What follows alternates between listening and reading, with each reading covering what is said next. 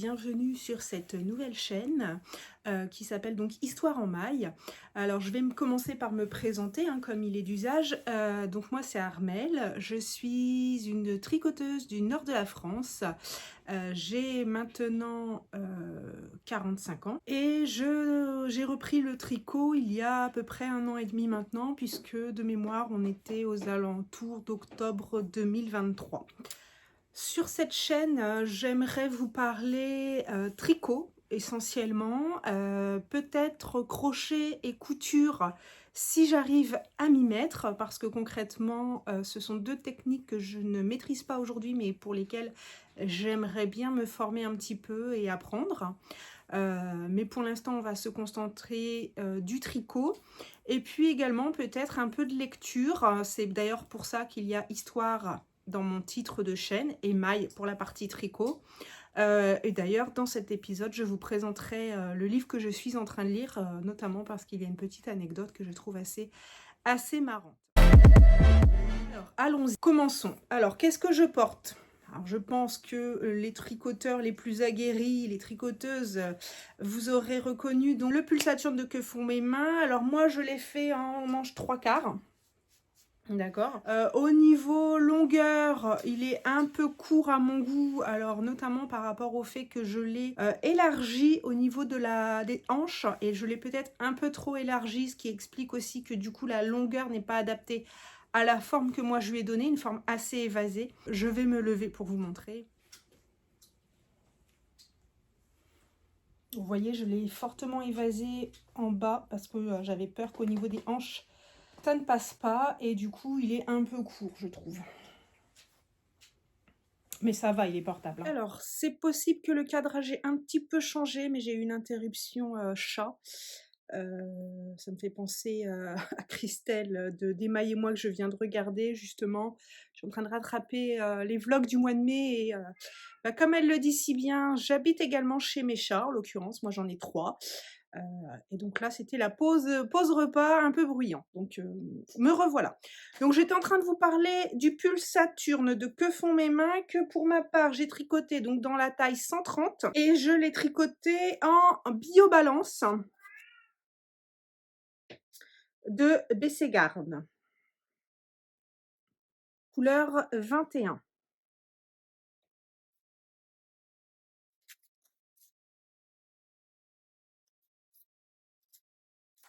Alors, la biobalance, en termes de composition, on est sur du 55% laine, 45% coton. J'avoue que j'apprécie beaucoup la texture de ce pull.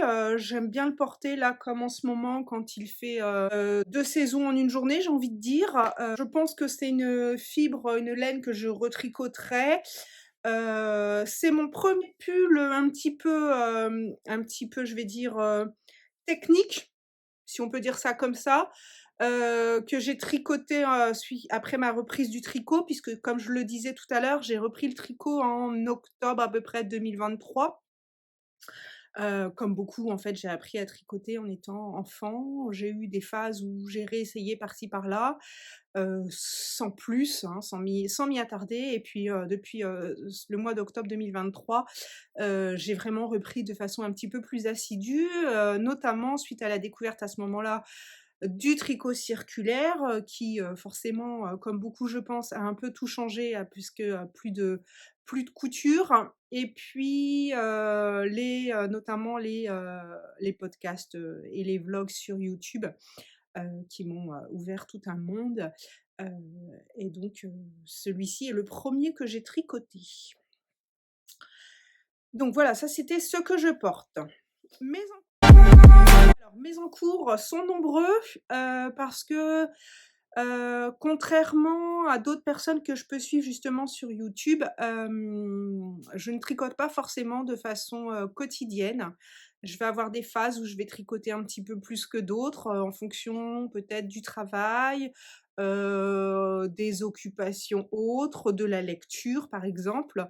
Donc je suis pas aussi productive que certaines ou certains peuvent le montrer sur les réseaux, mais en même temps on n'est pas là pour se comparer, j'ai envie de dire, tout le monde va à son rythme. Le tout, c'est de se faire plaisir. Et donc des encours, bah, j'en ai plusieurs. C'est un peu justement quand même en fonction, des influences que je peux, avoir, des vidéos que je peux regarder, des cals qui sont proposés. J'ai plusieurs encours, c'est en fonction de l'inspiration du moment. Alors en ce moment, soyons un peu plus concrètes et moins dispersées. Alors en ce moment, et là je suis en train de comprendre quand, je regarde justement des vidéos, dans lesquelles, vous dites qu'il y en a partout, eh bien je vous comprends. En ce moment, je tricote notamment le Arbor Top, donc de Steffi Werle, qui est un modèle gratuit sur Ravelry. C'est un patron très simple, hein. Je l'ai commencé l'été dernier pendant mes vacances en Bretagne, sur la terrasse du mobil-home. Et puis, j'avoue que je me suis un peu lassée en rentrant, donc je l'avais un petit peu mis de côté. Et puis là, bah, ces derniers jours, j'ai eu un grand trajet en voiture, hein, puisqu'on a fait à peu près 2000 kilomètres en 4 jours. Donc, bah, j'avais besoin d'un tricot zéro cerveau, comme on dit.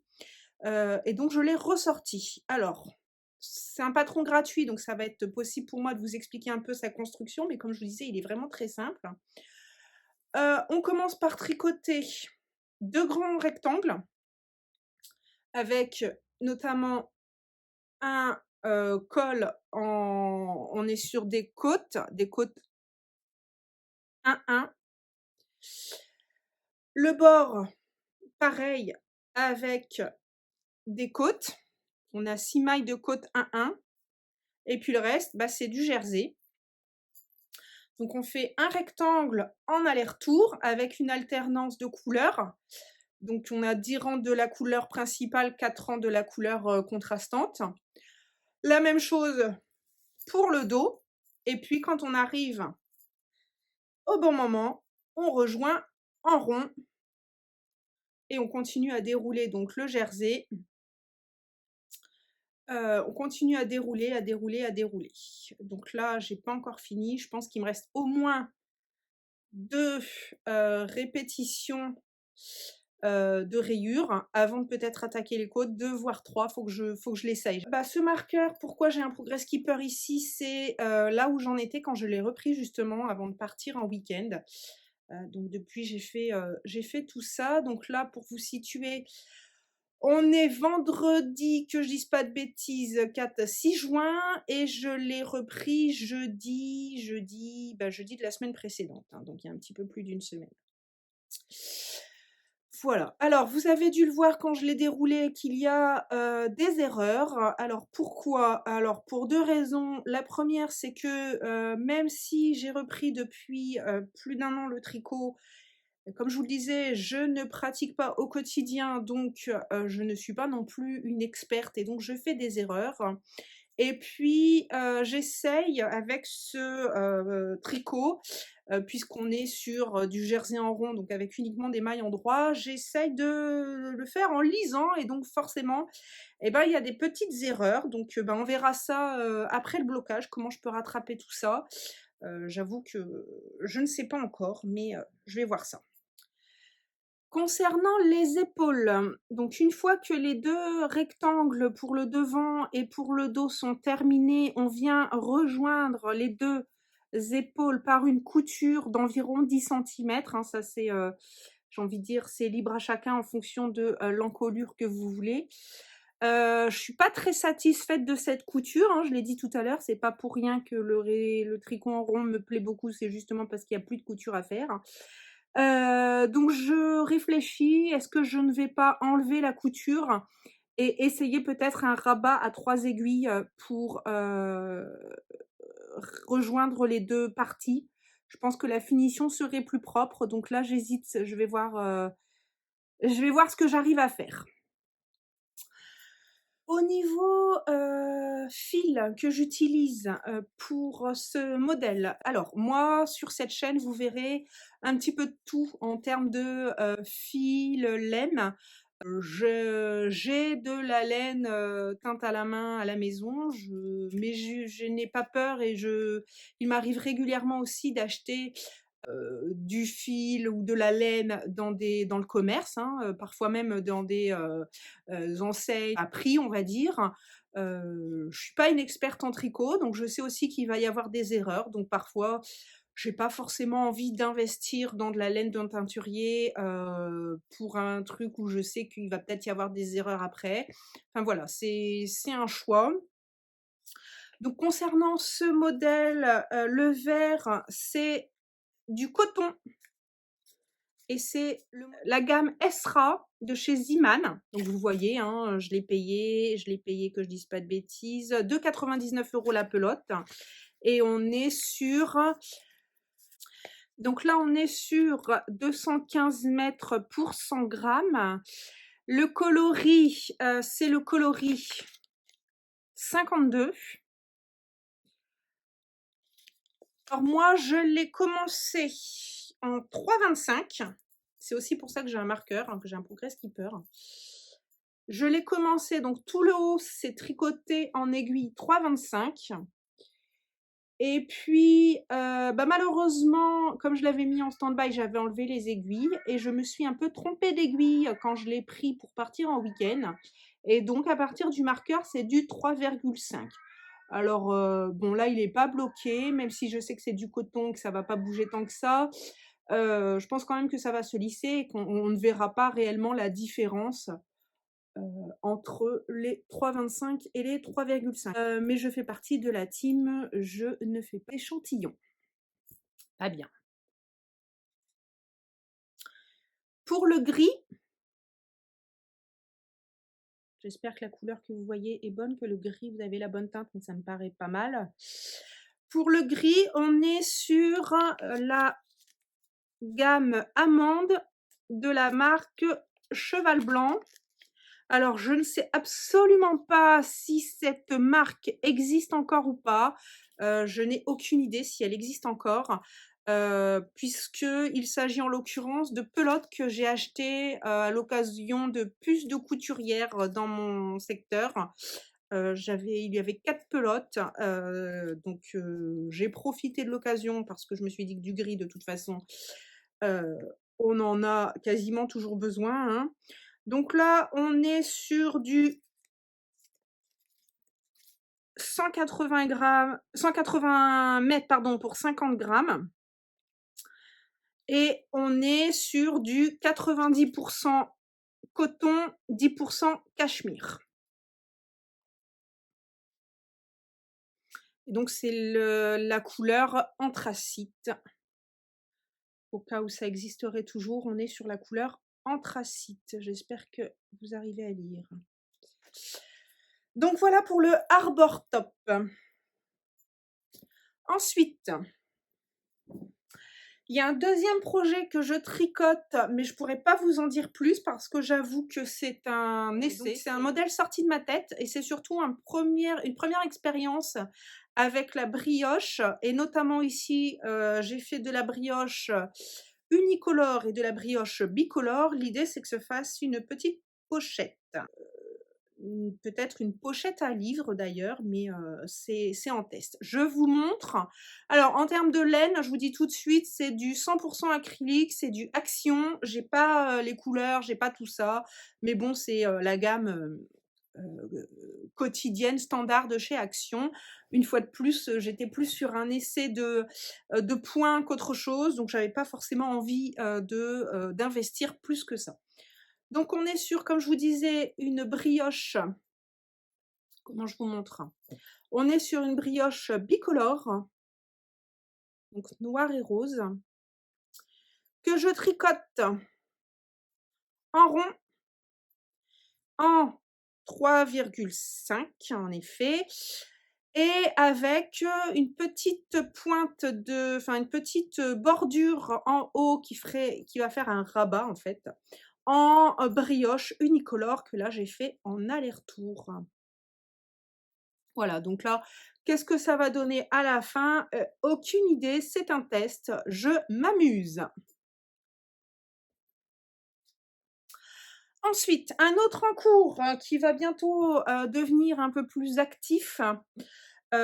parce que là, j'ai pas grand-chose à vous montrer, j'ai envie de dire, mais bon, c'est un début. Pareil, c'est quelque chose avec lequel je m'amuse, mais un cal en appelant un autre, parfois, bah, voilà, on fait des choix, on met des projets en attente et on les reprend après.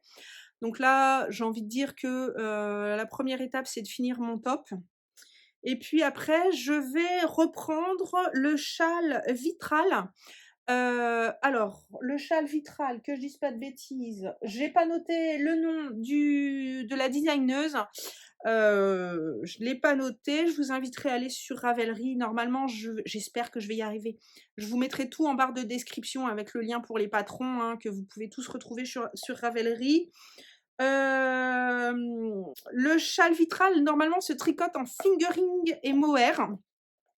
Je l'ai commencé fin d'année dernière, au moment où un cal avait été organisé. Je l'avais commencé à ce moment-là et puis, je ne tricote pas très vite et est arrivé le M-Cal de Stephen West et donc j'ai voulu y participer. Ça, en l'occurrence, c'était mon premier, donc le Gogo Dynamo. Et puis j'ai essayé le plus possible de tenir le rythme du Gogo Dynamo, ce qui fait que le châle vitral a été mis de côté. Et là, je vais le reprendre parce que je me souviens que je m'amusais beaucoup à le faire et là que je le vois, j'ai hâte. Alors, comme je le disais, normalement, il se tricote en fingering mohair. Moi, je voulais un petit peu le faire version légère. Je voulais le faire avec ce que j'avais en stock. Et en l'occurrence, en stock, eh bien, j'avais en stock, que je dise pas de bêtises, j'avais la Unicolor Fine de Alison Emae qu'on trouve également chez Action. Donc, on est sur du 50% acrylique, 50% polyester. Voilà, alors j'ai coupé ça un petit peu à la sauvage. Voilà, voilà, en tout cas. Et sur 415 mètres pour 125 grammes. Donc on n'est pas très loin de la fingering hein, quand même. Et donc moi, pour l'instant, je le fais avec 2 couleurs pour les alvéoles. Et pour la partie dentelle, je ne sais pas encore, je verrai bien. Et voilà où j'en suis.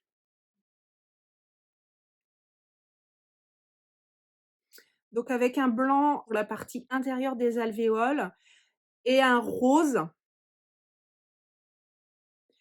pour le bord des alvéoles. Alors, je pense que il ira très bien avec mon Saturne pour les soirées un peu fraîches. Et ça me permet d'introduire tout de suite le fait que oui, ma gamme de couleurs favorite, c'est tout ce qui va être autour du rose. Donc, vous risquez d'en voir régulièrement sur cette chaîne. Voilà où j'en suis, donc bah, il y a encore du chemin, hein, il n'est pas prêt d'être fini. Surtout que, eh bien, mis en stand-by, ça veut dire j'ai enlevé les aiguilles et bien évidemment, en tant que mauvaise élève que je suis, je n'ai pas mis à jour mon Ravelry et donc je ne sais plus. Je ne sais plus quelle aiguille j'avais pris. Je pense que c'est un petit peu déjaugé et je vois sur l'étiquette qui nous conseille du 1,75-2, donc j'ai dû au moins prendre du 2,5 voire du 3. D'ici à ce que je sois obligée de tout démonter, tout recommencer parce que j'arrive pas à retrouver, c'est pas impossible. On verra bien. Mais bon, j'ai quand même hâte de le reprendre parce que je pense qu'on va être sur un résultat assez sympathique. Voilà pour mes encours. Alors, comme je vous le disais, hein, j'en ai d'autres. J'en ai d'autres d'ailleurs. J'en ai un ici là que je vais vous montrer qui va être détricoté. Mais j'aurai l'occasion, peut-être, on verra. Si j'arrive déjà à faire le montage de cette vidéo et à la publier, j'aurai peut-être l'occasion de vous le remontrer. Je glisse ici, j'ai envie de dire, si jamais j'arrive pas à vous remontrer tout ça sur YouTube, il est possible que je vous le montre peut-être sur mon Insta, puisque j'ai un Insta avec le même nom, Histoire en maille. Je suis pas non plus extrêmement régulière, mais j'essaye quand même de vous poster mes projets au fur et à mesure. Alors, les encours étant terminés, je vous propose de vous parler maintenant de mes prochains castones. Alors, c'est pas pour tout de suite, hein, vu ce que j'ai en cours. mes prochains castons avec justement en transition, un en cours qui va être démonté. Je m'explique. Dans mon Make 9 à peu près, que j'ai justement publié sur mon Insta, j'avais mis le Alpine Bloom, que j'ai découvert l'année dernière et que, j'apprécie particulièrement. Par contre, je n'ai jamais fait de jacquard, et donc je voulais m'y frotter, j'ai envie de dire. Et je l'ai, castonné, bah, il y a déjà quelques mois, je dirais fin d'année dernière, une fois que le Gogo Dynamo était fini à peu près. Ouais, fin d'année dernière ou peut-être début d'année, 2025. Je me souviens plus exactement. Faudrait pour le coup, je crois que je l'ai noté sur mon Ravelry. Alors je l'ai castonné, j'ai une fois de plus voulu faire avec ce que j'avais dans mon stash et je suis pas très satisfaite du rendu. Je pense que c'est, 2 raisons à cela. Première raison, c'est mon premier jacquard, donc au niveau de la tension, on n'est pas encore très au point. En plus, j'essaye d'alterner, les techniques de tricot entre, laine dans la main droite et laine dans la main gauche, pour essayer de voir un peu ce qui me convient le mieux, ce sur quoi je suis le plus efficace et ce qui me fait le moins mal, parce qu'il peut m'arriver d'avoir un peu mal à l'épaule, quand je tricote un peu trop. Alors, je vous montre, je n'ai pas, pris les laines, qui vont avec. Je vous montre quand même le rendu et je vous préviens, donc il va être détricoté. Voilà mon Alpine Bloom. Alors pas facile parce que du coup, bah, il est pas tendu, hein. Alors on reconnaît quand même le motif. Je pense qu'avec le blocage pardon, ça aurait pu aider. Mais je trouve que le motif ne ressort pas assez à mon goût. Donc je vais le détricoter, bah, je vais le détricoter d'ailleurs vous voyez, hein, il est plus sur un câble, hein, il y a plus rien. Je vais le détricoter là très prochainement et c'est un pull que je vais refaire, c'est sûr. Je vais le faire, il faut juste que je trouve le bon combo de laine, mais je vais le faire. Alors vous reconnaîtrez peut-être justement la biobalance, le rose, c'est celle, voilà, c'est ce qui me restait du pull Saturne. Il me restait un peu plus de 2 écheveaux, je crois. Donc, j'avais essayé de le mettre, mais non, c'est pas idéal. Donc ça, détricotage. Je voulais quand même pas rester sur un «échec» entre guillemets, même si, c'est pas réellement un échec, hein, c'est un apprentissage plutôt. Et puis, dans les vlogs de, Christelle Tricotte en l'occurrence, j'ai, vu le Monstera qu'elle a fait. Le Monstera de, Marie-Amélie Design, qui est également un modèle gratuit sur Ravelry, hein, pour les personnes qui pourraient être intéressées. Donc, elle a fait un Monstera qui est magnifique et bah, sur, Ravelry justement, le Monstera de Marie-Amélie Design est pile poil dans des couleurs que moi j'apprécie, du violet bordeaux, du rose, enfin voilà, dans cette gamme-là, donc que moi j'apprécie beaucoup. Et j'ai trouvé un combo qui, me semble parfait lors de ma visite au, Knitted de printemps. C'était un de mes premiers salons, laineux. Donc là, j'ai trouvé mon bonheur, j'attrape ça, je me baisse. J'avais déjà entendu parler de ce teinturier, même si, j'avoue que c'était un petit peu un mystère pour moi. Je suis abonnée à leur newsletter, je sais qu'il y a des portes ouvertes, mais j'arrivais pas trop à voir un petit peu ce qu'ils proposaient en termes de gamme, de coloris. Donc là, ça a été l'occasion et justement, j'ai trouvé, des écheveaux, tout à fait intéressants à des prix, très intéressants également. J'avoue que je les ai pas notés, mais enfin voilà, c'est là que j'ai choisi mon combo. Alors j'ai tout pris en mérino, dans leur gamme Merino Sock 75-25. On est sur du Merino Superwash. 100 grammes, 425 mètres. J'ai pas le nom il n'y a pas de nom de couleur. Et donc j'ai pris, alors c'est pas C'est pas un solide, hein, je pense que c'est un semi-solide, hein, parce qu'on voit que, je sais pas si vous allez voir, mais on voit qu'il y a quand même quelques nuances dans la couleur. Donc ce sera pour ma couleur de fond. Voilà, je crois que j'ai pris 3 ou 4 échevaux pour la couleur de fond. Et pour le jacquard,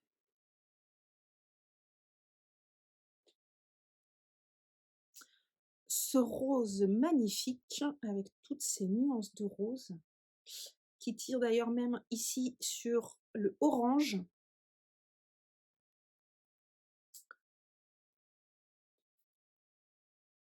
Et là, je me dis qu'à mon avis, pour le jacquard, c'est pas la peine que je m'en fasse. Ça devrait bien ressortir. J'ai hâte de le castonner, mais bon, c'est pas forcément l'époque où on porte un pull en fingering, même si faudrait peut-être que je le castonne assez vite parce que d'ici à ce qu'il soit fini, on sera probablement à l'automne 2025, hein, parce que je ne tricote pas vite et je prends plutôt des tailles type XL, donc forcément ça prend un petit peu plus de temps. Et puis j'ai tellement de projets en tête à chaque fois que voilà. Mais j'ai hâte parce que les couleurs sont magnifiques, hein, et j'ai hâte aussi de voir ce que ça donne au niveau tricot. Ce que ça va donner cette laine au moment où je la tricote parce que comme je le disais, je suis abonnée à la newsletter, que les portes ouvertes sont quand même assez régulières et que c'est à une demi-heure de la maison. Voilà. Voilà l'un des prochains projets. Et un autre projet, alors là, j'ai envie de dire, ça ne sera pas réellement un projet, c'est juste que lors de ma visite au Knit It, justement, j'étais un peu à la recherche d'un combo pour mon Alpine Bloom. Donc en l'occurrence, le Alpine Bloom se fait en sport. Et de ce que je savais, hein, je m'y attendais, et de ce que j'ai pu voir, c'est surtout, il me semble, de la fingering que les teinturiers apportent sur les salons. Donc j'ai pas trouvé mon bonheur au niveau du combo, j'ai peut-être pas assez cherché non plus, je n'en sais rien. C'était mon premier, j'étais déjà tellement ébahie et je voulais pas non plus faire trop attendre monsieur qui lui n'était pas particulièrement intéressé. Je divague. Toujours est-il que pendant ce salon, je me suis arrêtée sur le stand de Garance et compagnie. Et là, au fil de la discussion, le hasard m'a amené à découvrir l'une de ces gammes, et en l'occurrence, c'est la gamme Micheline. Elle m'expliquait qu'en fait, toutes ces gammes ont des prénoms par rapport à des personnes de sa famille. Et Micheline est le prénom de ma sœur et le prénom de ma grand-mère. Donc je n'ai pas pu faire autrement que d'acheter un écheveau. On est sur une gamme fingering, hein, 100 grammes, 400 mètres. J'ai pris la couleur, alors je ne sais pas si c'est, je dirais givré, givre ou givré, je ne sais pas. On est sur du 56% Mérinos, 44% Kid Mohair. Et donc je l'ai pris dans cette couleur magnifique qui est un bleu-vert.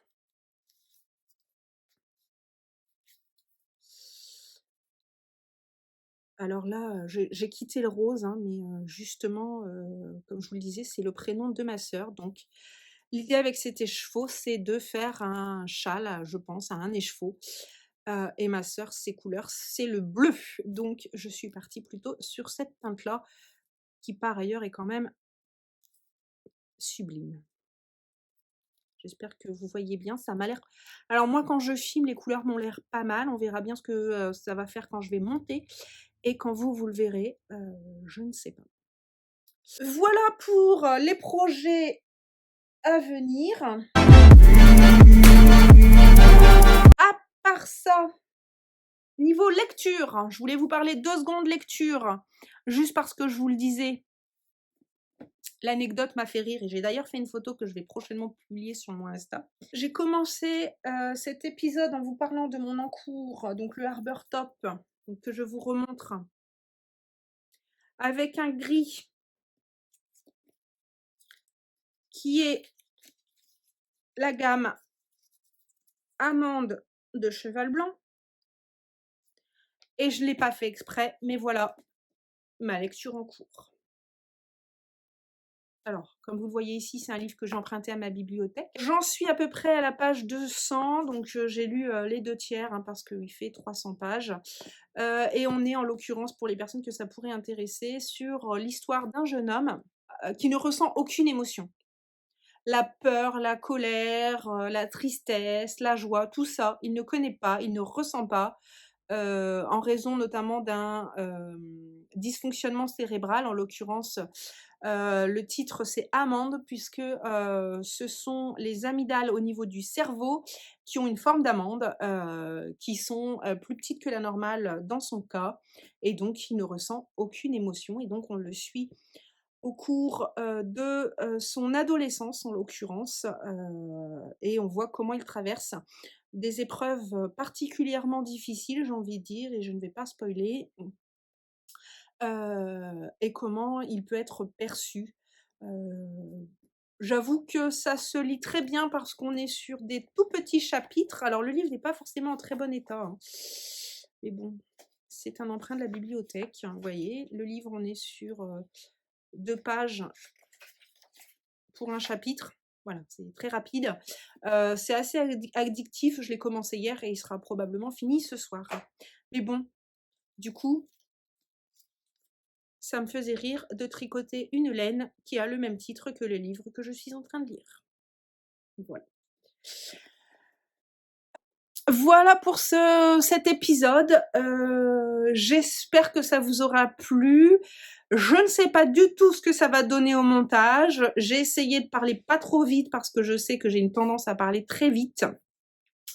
J'ai essayé de faire des pauses par moment quand le chat miaulait au milieu du salon, donc c'est possible aussi que ça occasionne justement des petits soucis au montage. Je n'ai aucune idée. Justement, si vous pouviez me faire peut-être quelques commentaires pour me dire, n'hésitez pas à me faire quelques commentaires pour me dire un petit peu ce qui selon vous pourrait peut-être être amélioré, ce que vous attendiez que vous n'avez pas eu, enfin voilà. N'hésitez pas. Le but ici, moi je ne l'ai pas dit au début, mais le but ici c'est que, comme beaucoup d'entre vous, je n'ai personne dans mon entourage qui est intéressé par le tricot. Donc je me sens un petit peu seule dans ce loisir. Et donc l'idée vraiment c'est d'échanger en toute bienveillance, j'ai envie de dire, autour de ce loisir. Donc toute remarque constructive, je prends. Voilà. Je vais en rester là pour cet épisode, qui sera peut-être le premier, peut-être le seul, on verra. Je vous remercie en tout cas d'être arrivés jusque-là, et puis je vous souhaite en tout cas à tous et à toutes une bonne journée, et peut-être à bientôt sur YouTube. Bonne journée!